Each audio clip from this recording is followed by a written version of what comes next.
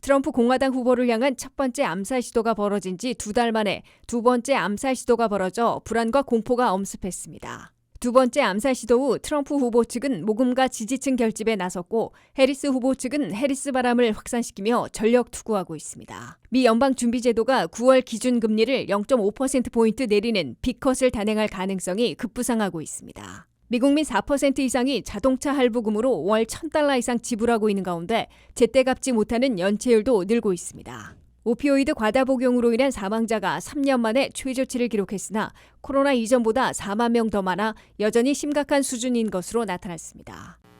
시청자 여러분 안녕하십니까? 워싱턴 뉴스 투데이입니다.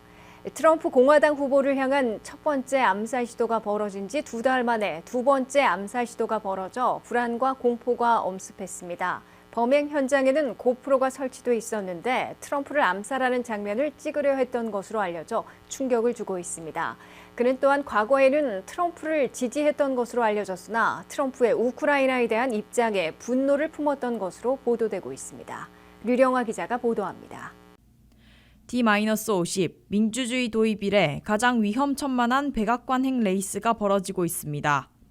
대통령 후보를 향한 첫 번째 암살 미수가 발생한 지 2달 만에 두 번째 암살 시도가 적발돼 대선 전에 불안과 공포가 엄습했습니다.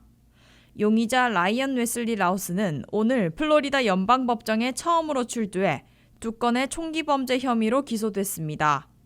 재산과 관련된 판사의 질문에 그는 월급이 $3,000인 직업이 있지만 가진 자금은 한 푼도 없다며 살기 어려운 미국의 현실에 대해 불만을 내비친 것으로 확인됐습니다.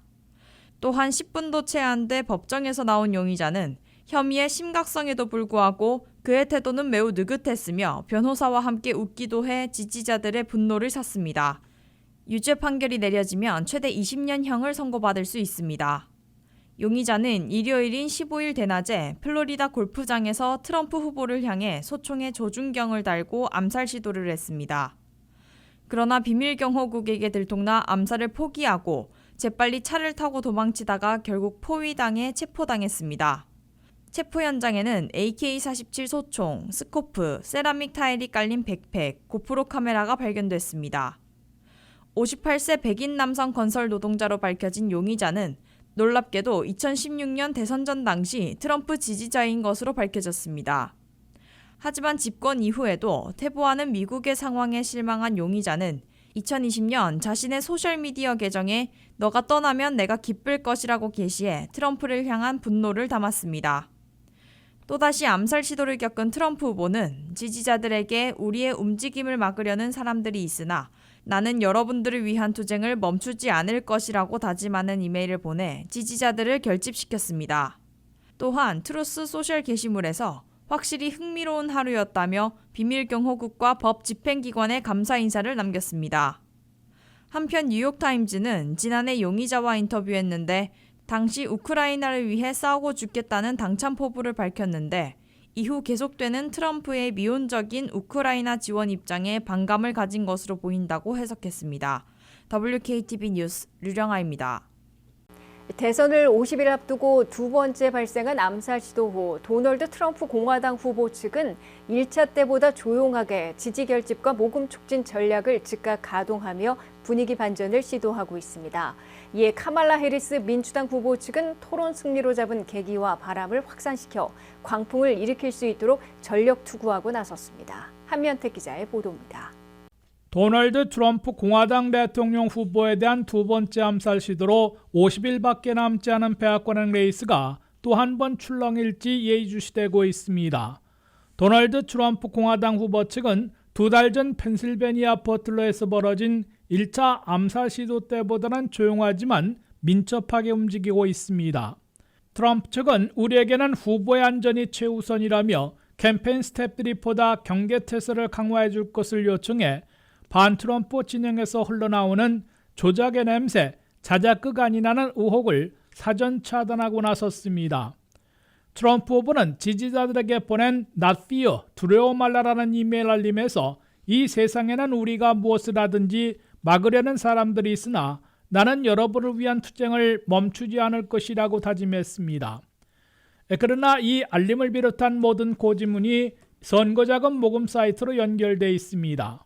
트럼프 후보 측은 1차 때보다는 조용하지만 매우 신속하게 이번 2차 암살 시도를 계기로 지지층을 결집하고 선거자금 모금을 촉진하려는 전략을 가동하기 시작한 것으로 워싱턴 포스트는 해석했습니다.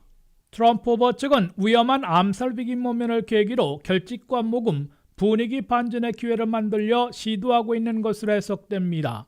적어도 트럼프 후보가 토론과 유세에서 이민자 혐오 발언을 해서 폭파 위협까지 초래하는 후폭풍을 일으켰고 지나친 음모론에 빠졌다는 지적을 내부로부터도 받아 역풍을 맞고 있었는데 최악의 경우는 피하고 있는 것으로 풀이됩니다.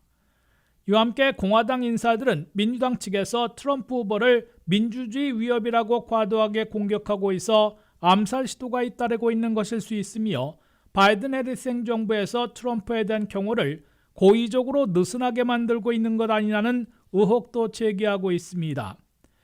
이에 맞서 카말라 해리스 후보와 민주당 측은 후보에 대한 경호를 대폭 강화하자는 제안을 해놓고 있는데 후보 안전에 관해서는 비난전을 자제하고 초당적인 지원책을 마련하자고 촉구하고 있습니다.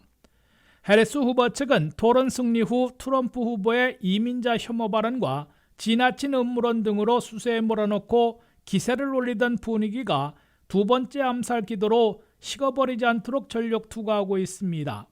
해리스 측은 1차 때와는 달리 트럼프 후보가 암살 기도로 직접 피해를 입지 않았고 두 번째 미수 사건이라는 점에서 분위기를 180도 바꿔놓지는 못할 것으로 보고 훈풍과 순풍을 광풍으로 몰아치게 하는데 총력전을 펼쳐비를 하고 있습니다.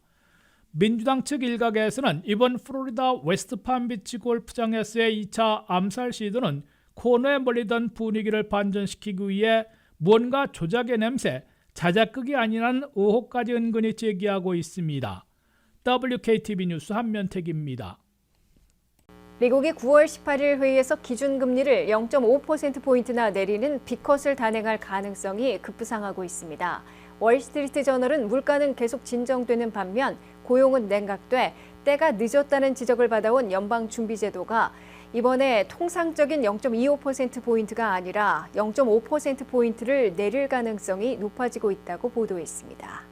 미국이 마침내 팬데믹 이후 4년 만에 처음으로 기준금리 인하를 단행하는 카운트다운에 돌입했으나 통상적으로 0.25%포인트 내리는 스몰컷으로 시작하려다가 0.5%포인트 인하하는 빅컷으로 출발할 가능성이 갑자기 높아지고 있습니다. 월스트리트 저널은 연방준비제도가 9월 18일 회의에서 기준금리를 0.5%포인트 내릴 가능성이 급부상하고 있다고 보도했습니다. CME 그룹의 투자자들은 15일 현재 0.25%포인트와 0.5%포인트 인하 가능성을 50대 50으로 잡고 있으나 지난주에는 85대 15%로 0.25%포인트 인하를 기정사실화했다가 급격히 바꾼 것입니다. 월스트리트 저널에 따르면 연준이 0.5%포인트 빅컷을 고려하게 된 배경에는 기준금리를 23년 만에 최고치로 올린 다음 1년 이상 지속해와 미국민 가정과 사업체, 기업에게 큰 부담을 가중시키고 있다는 지적에 따른 것으로 해석했습니다. 반면 0.5%포인트 빅컷을 단행하면 민주당 카말라 해리스 후보를 돕기 위한 시도로 트럼프 후보 측으로부터 맹폭을 당할 것을 우려해 통상적인 0.25%포인트 인하로 출발할 가능성도 있는 것으로 월스트리트 저널은 전했습니다. 그러나 제롬 파월 연준 의장은 어떠한 경우에도 정치적 고려는 없을 것이며 경제적으로만 판단할 것이라고 강조해왔고 0.25%포인트 인하에 그치면 반대로 트럼프에 도움을 주는 셈이 되므로 경제적 추이만을 감안해 인하폭을 최종 결정하게 될 것으로 월스트리트 저널은 밝혔습니다.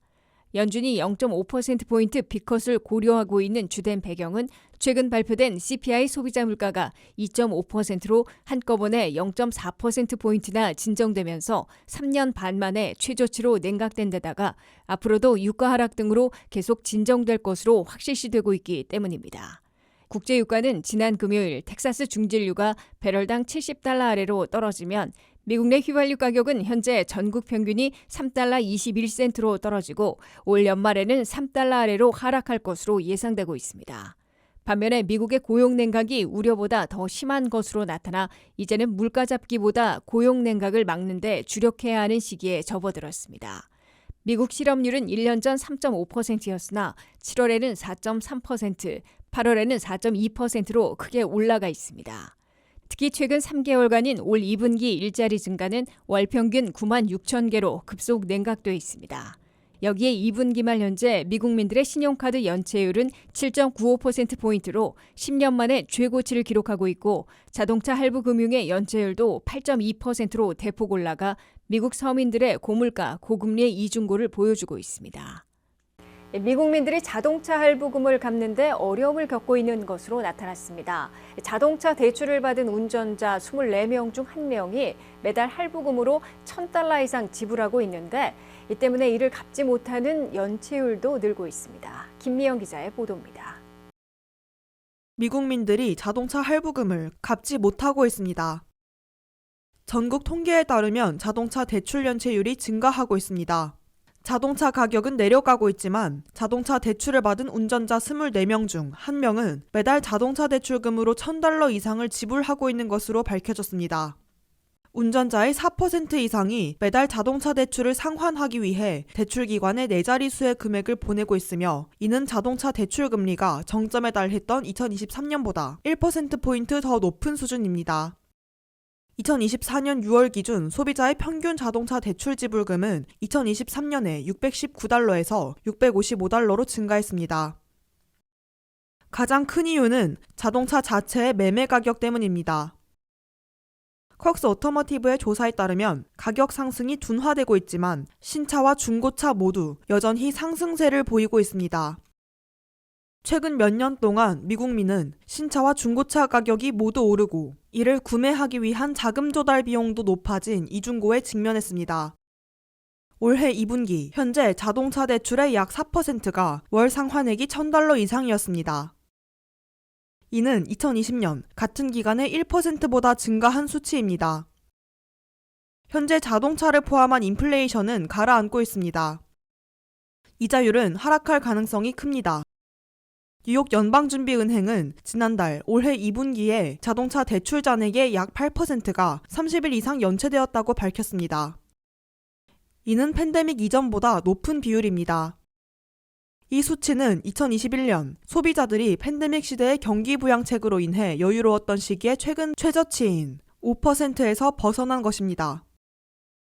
또한 향후 3개월 동안 부채 상환을 놓칠 가능성이 2020년 4월 이후 가장 높은 수준으로 나타났습니다. 이렇듯 최대 규모의 대출기관에서 새로운 경고를 내놓았는데 경제 여건이 악화됨에 따라 대출자들이 겪는 어려움이 더 심해질 수 있다는 것을 보여줍니다. 엘리 파이낸셜의 CFO인 러셀 허친스는 여름 동안 연체율이 회사의 예상을 넘어 급증했다며 어려움을 겪고 있는 대출자의 규모를 감안할 때 향후 몇 달 안에 이러한 현상이 확대될 것으로 생각된다고 덧붙였습니다. WKTV 뉴스 김미현입니다. 마약성 진통제 오피오이드 과다 복용으로 인한 사망자가 약 10,000명 감소해 3년 만에 최저치를 기록했습니다. 하지만 코로나19 이전보다는 약 4만 명 더 많기 때문에 아직 심각한 수준이어서 마약 중독과 이로 인한 사망을 예방하고 줄이는 것은 여전한 과제로 남아 있습니다. 류령화 기자의 보도입니다.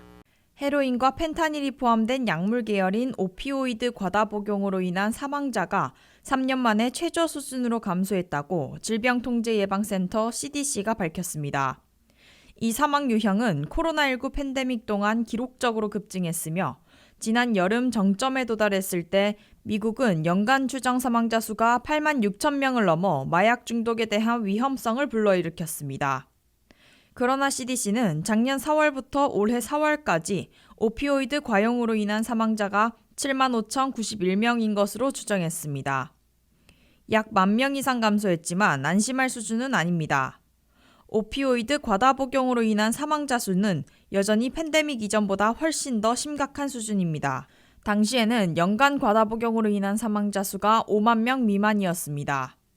코카인과 다른 각성제 등 다른 마약성 약물로 인한 치명적인 과용도 대체로 감소 추세에 있지만 특히 오피오이드 과용의 감소는 올해 사망자 감소의 가장 큰 부분을 차지했으며 8월에 최고치에서 약 10% 감소했습니다.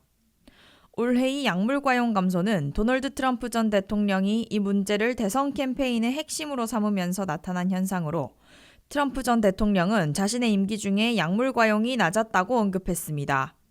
그는 마약 중독이라는 재앙을 근절하기 위해 여러 가지 공약을 했는데 여기에는 주정부와 협력하여 노숙자 중독자들에게 치료를 강제하고 마약 밀매상에게 사형을 선고하는 것이 포함됩니다. 트럼프는 지난주 노스캐롤라이나에서 마약 과용으로 인한 사망자가 18% 증가했다며 하지만 우리는 이 재앙을 막을 것이라 연설했습니다. 경쟁자인 카말라 해리스 부통령 역시 마약 과용을 억제하는 것을 이민 및 국경 문제와 연관시켜 연설했습니다. 해리스는 과거 검사로 재직하면서 마약 카르텔을 상대로 소송을 진행했던 경험과 부통령 시절에는 양당 합의 이민 법안을 지지했던 경험을 언급했는데 이 법안을 트럼프가 저지했다고 지적했습니다. 한편 모든 주가 사망자 감소를 보이는 것은 아니며 알래스카, 콜로라도, 네바다, 오리건, 워싱턴, 와이오밍을 포함한 북서부 여러 주는 여전히 이전 기록과 거의 비슷하거나 더 높은 과다 복용을 하고 있는 것으로 확인됐습니다. WKTV 뉴스 류정아입니다. 이상으로 워싱턴 뉴스투데이를 마치겠습니다. 시청해주신 여러분 고맙습니다.